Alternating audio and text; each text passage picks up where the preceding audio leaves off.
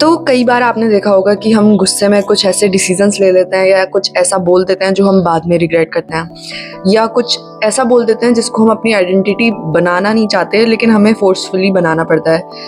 या कई बार हम लोग ऐसे बहुत ही गलत सोचने लगते हैं। अभी हम लोग बोलते हैं आई विल नेवर डू दिस, या ऐसा हो गया तो कुछ अच्छा हो रहा है लेकिन उससे पहले कुछ बुरा हो गया, या उसके बाद कुछ बुरा हो गया तो शुड आई बी हैप्पी और शुड आई बी सैड।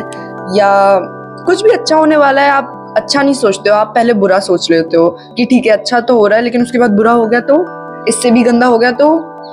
या जितने भी ये सारे नेगेटिव थॉट्स हैं, थिंकिंग है, फियर है, your ego, your self respect, आप उनमें डिफरेंस जानना भूल जाते हो। तो ये जितने भी सारी चीज़ें हैं ये हमारे सबकॉन्शियस में फिट होती हैं। ये मैंने अपनी पहली वीडियो में बताया था। अच्छी चीज़ें भी होती हैं और बुरी चीज़ें भी होती हैं। तो इस वीडियो में हम लोग उन बुरी चीज़ों को कैसे कम करना है या कैसे हटाना है उस पर बात करेंगे। तो इन सबको समझने से पहले एक कंसेप्ट समझते हैं वाक सिद्धि का। Now what is walk Siddhi? Walk Siddhi is perfection of speech. जो पहले ऋषि हुआ करते थे, हमने काफ़ी स्टोरी सुनी होंगी। हनुमान वाली जो एनिमेशन मूवी आती थी, गणेश जी की जो एनिमेशन मूवी आती थी, उनमें वो कुछ आशीर्वाद और श्राप देते थे, ब्लेसिंग और कर्स, वो उनके सच हो जाते थे। तो उन ऋषियों के पास होती थी वाक सिद्धि। और ये कोई मैजिकल या सुपरनैचुरल फिनोमिना नहीं है, ये हर कोई अटेन कर सकता है। तो अब जानते हैं कि ये वाक सिद्धि क्या है और इसको कैसे हम लोग अच्छा कर सकते हैं। तो वाक सिद्धि happens when these 5 things are aligned. वाक सिद्धि तब आप ला सकते हो जब ये 5 चीजें अलाइंड हो। वो 5 चीजें क्या हैं? पहला थॉट, दूसरा इमोशंस, तीसरा इंटेंशन, चौथा एक्शन और 5वां स्पोकन। जब ये 5 चीजें आपकी अलाइंड हो, मतलब ये 5 चीज एक ही चीज कह रही हो, तब आप वाक सिद्धि अटेन कर सकते हो। काफी लोग बोलते कुछ और हैं, सोचते कुछ और हैं और करते कुछ और हैं, और उनका बिलीफ किसी और चीज में होता है।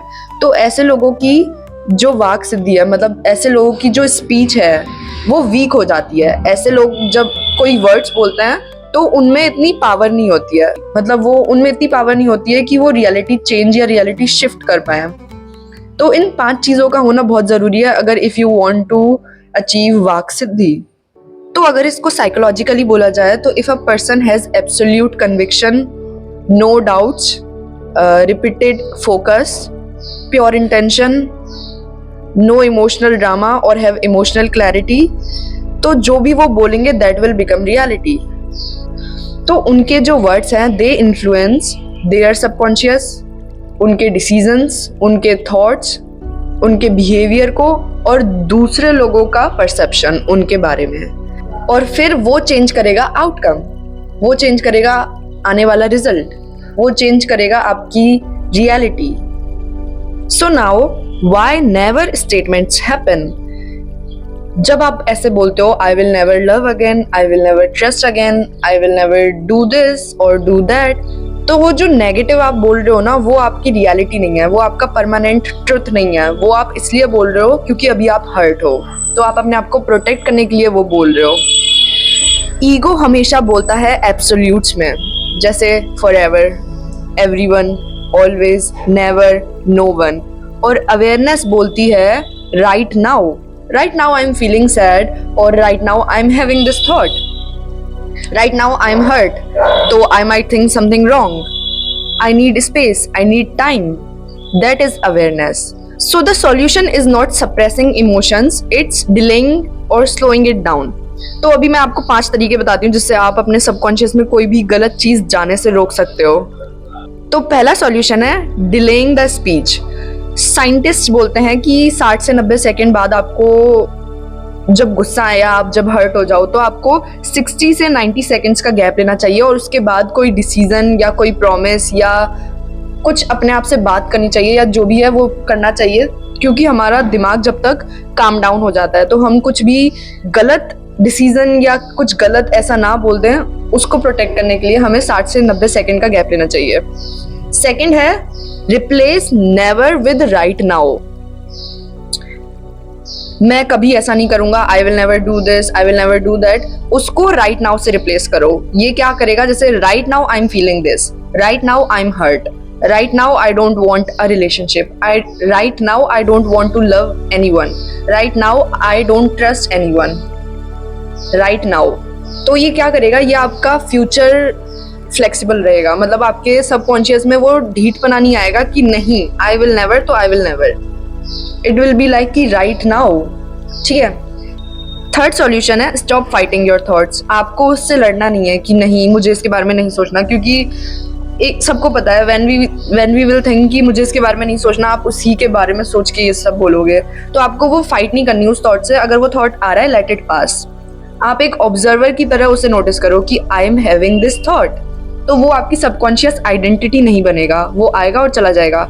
उसको ऑब्जर्व करना है, उसको मानना नहीं है कि इट्स रियल। आपको ये बोलना है कि right now I am having this thought, और right now I am hurt, right now I don't want any relationship, और right now I don't trust anyone.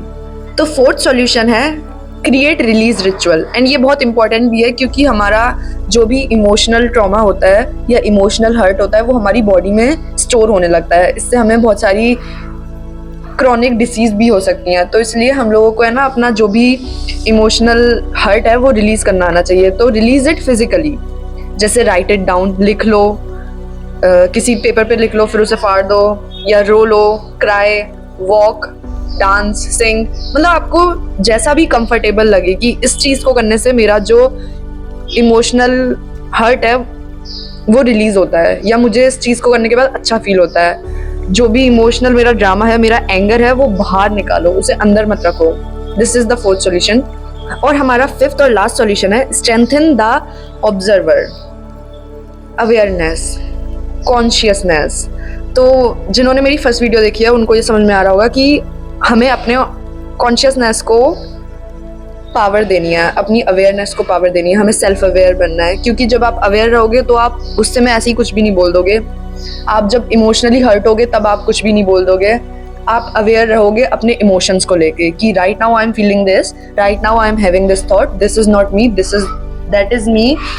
तो आपको अवेयरनेस लाना इज़ वेरी इंपॉर्टेंट, क्योंकि जहाँ अवेयरनेस होती है वहाँ ईगो नहीं होता है, और जहाँ ईगो नहीं होगा वहाँ पे आपकी कुछ भी नेगेटिव थॉट्स हैं वो आपके सबकॉन्शियस में नहीं घुसेंगे, और ना आप वो जो नेगेटिविटी है ना वो आपकी आइडेंटिटी बनेगी। So these are the 5 solutions. And always remember कि सबकॉन्शियसनेस फॉर्म होती है पैटर्न्स से। आपकी लाइफ में अगर कुछ एक बार हो रहा है तो डोंट बी अफ्रेड कि ओ शिट ये तो मेरी रियलिटी बन जाएगा। नहीं, जब एक चीज आप रिपीटेड सोचोगे, रिपीटेड करोगे, वो जो पैटर्न है वो आपके सबकॉन्शियस में फिट होगा। सो या that's it for today's video. अगर आपको कोई भी डाउट है you can ask me in the comment section, and thank you, bye bye.